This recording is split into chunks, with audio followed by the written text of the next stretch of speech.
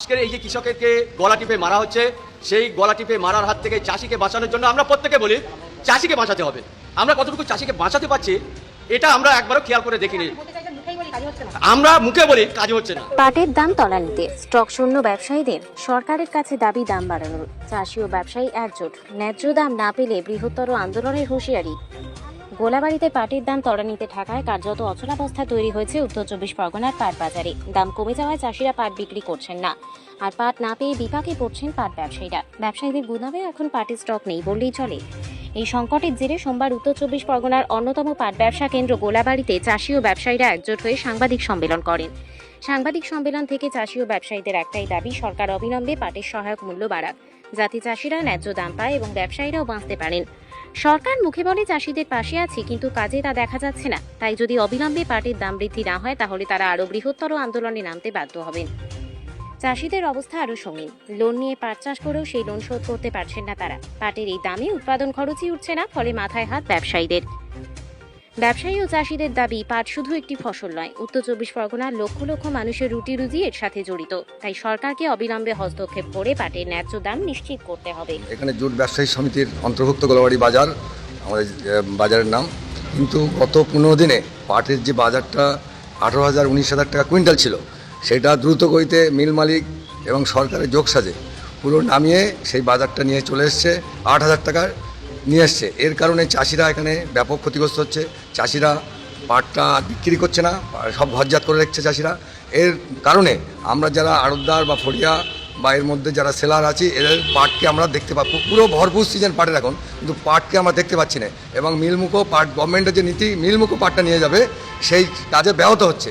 এবং এর আরও একটা কারণ আছে, সেন্ট্রাল গভর্নমেন্টের যে সাপোর্ট প্রাইস, যে দর আছে, দর বেড়ে দিয়েছে পাটের 6,250 6,500 টাকা। এই দামে তো কোনোদিনই চাষি পাট বিক্রি করবে না। আর এক্ষুনি বর্তমান যা পরিস্থিতি, 18-19,000 টাকার পাট যে 8,000 টাকা নিয়ে এসছে, চাষি পাট বেচবে না, প্রয়োজনে ব্যাংক থেকে ঋণ নিয়ে চাষির কাজ চালাবে, চাষের কাজ চালাবে। এই পরিস্থিতির মধ্যে আমরা একেবারে বেকার হতে বসেছি। টোটাল মার্কেটটা পাটের যে এই সময় আমদানি রপ্তানি, সেই জায়গাটা ব্যাহত হচ্ছে ব্যাপকভাবে। চাষিরা 5,000 টাকা এই সময়কালে হলে চাষিরা বেচতে পারে। চাষিরা 7,000, 6,200, 6,500 এই জুলাই মাসে বিক্রি করেছে। আর যেই জুলাইয়ের শেষ 15 দিনের মধ্যে এই পাটটা মিল মালিকরা যে দাম দিচ্ছে আমাদের বাজারে, তাতে 3,000 থেকে 3,200, এই যে গ্যাপটা 7,000, 6,000, 6,500 এবং এই 3,000, এই যে 2,500 টাকা গ্যাপ পার মনে, এই গ্যাপের জন্যে চাষিরা আর পাট বেচতে চাইছে না এবং একটা পাট বাজারে আসছে না। আমার নাম মোহাম্মদ শরীফুল ইসলাম শান্ত, গোলাবাড়ি পাট ব্যবসায়ী সমিতির সদস্য। গতবারে কত করে পাটের মন ছিল, এখন কত? গত 2023-24 সালে সরকার চাষির দিকে নজর দেয়নি। চাষি 4,000 টাকা কুইন্টাল পাট বিক্রি করেছিল। চাষি সেদিনকেও এই পাট চাষ থেকে দূরে চলে গিয়েছিল। তারা আর পাট চাষ করবে না বলে অঙ্গীকার করেছিল যে এই পাট চাষ করে আমাদের সংসারকে আমরা চালাতে পারবো না, আমাদের ছেলে মেয়েকে মানুষ করতে পারবো না। তাই সেদিন আন্দোলন করার পরে 2025-26 সালে আমরা একসময় আমাদের অল ইন্ডিয়া জুট অ্যাসোসিয়েশনের পক্ষ থেকে এবং সেখানে জুট কমিশনারের সঙ্গে আমরা আলোচনা করার পরে 2024-25 সালে 2025-26 সালে পাটের কুইন্টাল ছিল 18,000 থেকে 19,000। একটা চাষি পাট চাষ করতে গেলে, 1 বিঘা জমি চাষ করতে গেলে তার 28,000 টাকা খরচ হয়, 3.5 কুইন্টাল পাট উৎপাদন হয়। সে যদি 4,500 থেকে 5,000 টাকা যদি বিক্রি করে, তাহলে সেই চাষিকে গলা টিপে মেরে ফেলে দেওয়া ছাড়া আর কোনো উপায় নেই, তার সংসার বাঁচানোর কোনো রাস্তা নেই। সেদিন আমরা দেখেছিলাম যে আমাদের ইন্ডাস্ট্রিয়াল এবং শিল্প, যে শিল্প ভারতবর্ষের মধ্যে 2.5 লক্ষ শ্রমিক কাজ করে, পৃথিবীর অন্য কোনো রাষ্ট্রে এত বড় শিল্প আর নেই, সেই শিল্প বন্ধ হবার মুখে ছিল। সেদিন কমিশনার সেই পাটের মূল্য চাষিদের মুখ পানে চেয়ে পাটের মূল্য 2025-26 সালে 18 থেকে 19,000 টাকা কুইন্টাল সেদিন নির্ণয় চাষিরা দাম পেয়েছে, বিক্রি করেছে। হঠাৎ আমরা দেখলাম 2026 এবং 27 সালে এসে সেই পাটের মূল্য, একই পাটের মূল্য 8,000 থেকে 8,500 টাকা এসছে। চাষি বাঁচতে পারবে না। তা আজকে আমরা পশ্চিমবাংলার কৃষক হয়ে আমরা সরকারকে অনুরোধ করব, এই পাটের মূল্য যাতে কৃষকরা অনুপাতিক দাম পায়। 1 বিঘা জমি চাষ করতে গেলে 28,000 টাকা তাদের খরচ হয়, তাদের খরচার পয়সা ওঠে না। এর সঙ্গে বহু মানুষ জড়িত, কৃষক জড়িত, ট্রাক চালক ভাইরা জড়িত, ভ্যান চালক ভাইরা জড়িত, এবং যারা শ্রমজীবী, যারা ব্যবসায়ী, তারাও এতে জড়িত। তাহলে এই পাটের নিম্ন দাম যদি থাকে, চাষিরা পাট বিক্রি করবে না।